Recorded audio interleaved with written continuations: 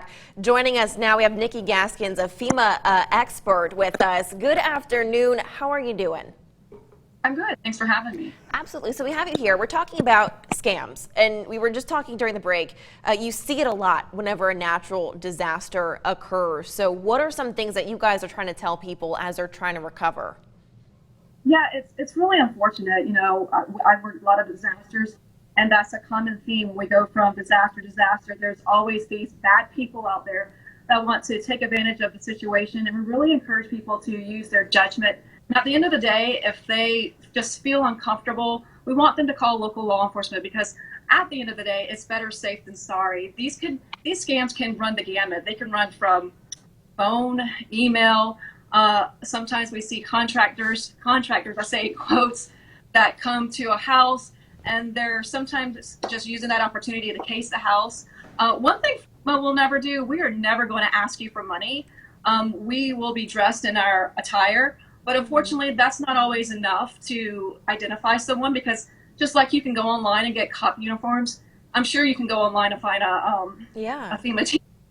Unfortunately, so always, like, if you just got this funny feeling that something is not right, ask to see our badge. And if at the end of the day that's still not making you feel comfortable, by all means, again, I can't stress it enough, call local law enforcement. Definitely. And I was just going to ask, is there anything else, you mentioned the badge, is there anything else that if a FEMA representative comes to a person's house that should be a giveaway that it is a legitimate FEMA person? Yeah, the biggest giveaway is we're not going to ask you for money at all. You know, and we're not going to issue any checks on the scene as well. So that's the big thing. You know, a lot of scammers, when they come to a home, they're going to ask for money. Or sometimes we've seen, and I've seen personally in other disasters, heard from other survivors, where there's been an individual who claims to be a contractor or a FEMA inspector, and they need to come out to the house to basically look at your damage. And I say that in quotes because a lot of times, or sometimes, these people who are professing to be with FEMA or they're a local contractor, they're going to a house merely to case your house or see if it's safe. So just, you have to be really cautious and just do your due diligence, and don't take everyone at face value, unfortunately.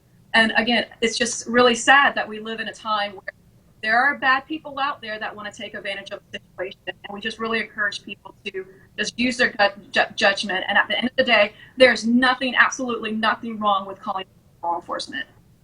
And if people have more questions or they want to learn more about what FEMA can offer, how can they find more information?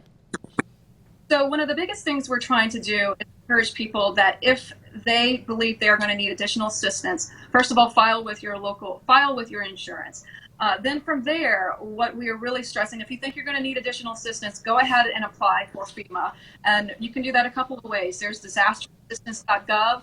You can do that online, or you can call our 1-800-621-3362 number. And then as we continue to assess the damage, people, we are setting up these drive-through disaster recovery centers, and people can go there to drop off their documents and get their questions answered. And we're being really cautious in this unusual time because of COVID.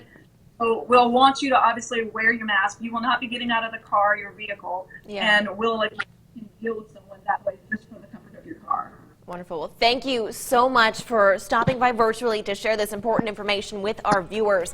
If you guys at home missed something, don't worry. We're going to post this interview on our website, kadn.com. Before we go to break, though, let's head on over to Adam.